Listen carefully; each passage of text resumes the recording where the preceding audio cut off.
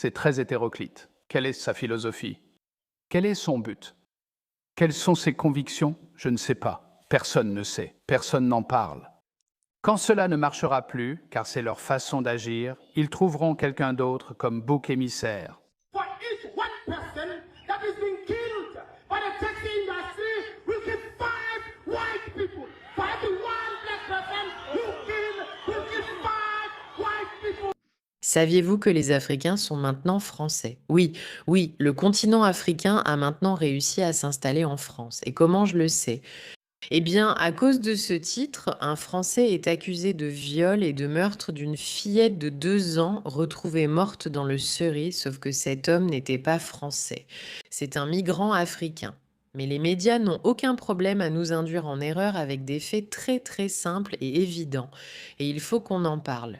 Bienvenue dans The Pushback, je suis Meraka, votre animatrice. C'est l'une des histoires les plus ignobles, révoltantes et effrayantes qui avait circulé sur Internet récemment.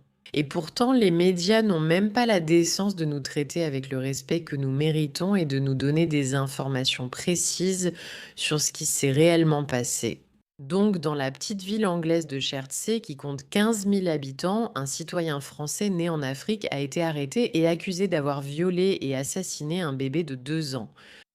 C'est juste une journée ordinaire, d'accord? Et les gens paniquent parce que le migrant vient de la République centrafricaine. Il s'appelle Kevin Kurdzin et il a maintenant été inculpé, d'accord? Il a été inculpé et les médias pensent enfin qu'ils peuvent arrêter de nous vendre cette histoire comme celle d'un Français. Le fait que je m'énerve à propos de la couverture médiatique de cette histoire. Et pas à propos du fait écœurant, révoltant qu'un enfant de 2 ans, un bébé, a été non seulement physiquement agressé, mais en plus gravement. C'est au-delà de l'entendement. Et pourtant, même avec cette histoire insensée, les médias pensent qu'ils peuvent la retourner, la tordre et la transformer pour faire passer quoi? Un récit absurde et ancien selon lequel les Anglais et les Français seraient rivaux et que cela serait contre les Français. Ce n'est absolument pas contre les Français. C'est contre le gouvernement anglais qui a permis à une personne africaine d'entrer dans leur pays et qui a apporté avec elle une société et une civilisation ayant un système de croyances incroyablement problématique. Maintenant, vous devez vous rappeler 2 choses qui se passent dans cette histoire. Comment une telle histoire peut-elle arriver? Eh bien, tout d'abord, vous avez des gens au gouvernement qui sont toujours prêts à signaler le problème, mais qui ne désignent jamais vraiment quel est le vrai problème. Ils inventent quelque chose d'absurde comme cette vidéo. Qu'est-ce que réforme? C'est donc un fourre-tout. Quelle est sa philosophie? Quel est son but? Quelles sont ses convictions? Je ne sais pas. Personne ne sait. Personne n'en parle. Ses convictions sont de vouloir expulser les immigrés du Royaume-Uni. Les immigrés illégaux. Aucun discours sur les convictions ou la philosophie de réforme.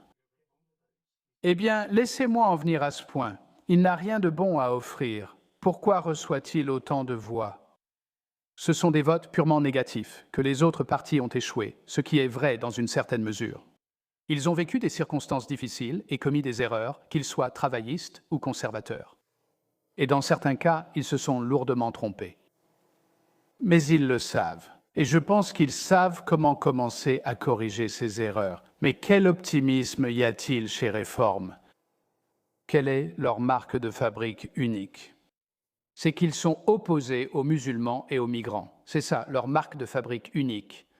Quand cela ne marchera plus, car c'est leur fonctionnement, ils trouveront quelqu'un d'autre comme bouc émissaire. Donc en gros, vous avez ce type, Sir John Major, qui affirme que ce n'est pas que le parti Réforme ait raison. Ce n'est pas qu'ils aient raison de dire que les islamistes et les migrants au Royaume-Uni posent peut-être un problème, mais plutôt que c'est simplement une stratégie politique pour gagner. C'est là le problème, car comme l'écrit Karl Benjamin, un enfant de 2 ans a été violé à mort par un migrant, Sir John. Et pourtant, ils sont là, assis à réfléchir à la façon dont ces militants politiques ne font que chercher à victimiser les gens pour gagner des points. Voilà, mes amis, une grande partie du problème. Vous avez des gens au pouvoir qui prétendent encore que ce n'est pas un vrai problème, mais simplement une question de campagne politique. Cependant, une seconde partie du problème pourrait être la véritable question à traiter. Et c'est la société et la culture que ces personnes apportent dans des pays comme le Royaume-Uni et la France, des cultures qui tiennent des propos comme ceux-ci. Pour chaque personne tuée par les méthodes que je vois, on peut trouver des personnes blanches. Pour chaque personne noire qui est tuée, on peut trouver des personnes blanches. Pour chacun d'entre nous, on peut trouver des personnes blanches. Nous tuerons les enfants, nous tuerons les femmes. Nous tuerons tout ce que nous trouverons sur notre chemin. Tuons l'un des nôtres, est-ce notre ennemi? Tuons l'un des nôtres, est-ce notre ennemi? Tuons l'une de nos femmes, est-ce notre ennemi? Nous tuons les enfants, nous tuons les femmes, nous tuons leurs chiens, nous tuons leurs chats, nous tuons tout ce qui vient. Ça, mes amis, ce n'est pas un simple activiste en Afrique. C'est un membre du Parlement en Afrique du Sud qui s'appelle Andilve. Je n'ai aucune idée de comment ça se prononce. Il dit: pour chaque noir, nous en tuerons 5. Nous trouverons leurs enfants. Nous trouverons leurs femmes. Nous trouverons tout ce qui se trouve sur notre chemin et nous le ferons. C'est la culture. C'est la culture que les gens ont importée. Maintenant, l'Afrique du Sud, comme beaucoup d'entre nous le savent, est l'un des endroits les plus civilisés et respectés en matière de dynamiques africaines et humaines. Et pourtant, d'une certaine manière, et ce n'est pas pour dire quelque chose sur tous les Africains, car beaucoup d'Africains sont absolument merveilleux. Si vous introduisez une culture qui normalise ce genre de conversation et que vous la portez dans un pays qui essaie de résister, mais que les personnes au pouvoir disent non, non, il n'y a vraiment rien contre quoi lutter. Et puis vous avez les médias qui, au lieu de dire que ce migrant vient de la République centrafricaine, prétendent plutôt que cet homme est français. Et ils ne feront pas le lien, ils n'admettront pas la vérité et ils ne diront pas réellement ce qui se passe. Tu es vraiment surprise. Parce que je vais te dire, à ce stade, moi, je ne le suis pas. Et tu sais qui sont les victimes de ce comportement révoltant et inexcusable? Les enfants de 2 ans. Ce sont eux qui finissent par payer le prix du fait que nous laissions des adultes agir de façon aussi irresponsable et ne pas vraiment dire ce qui se passe réellement.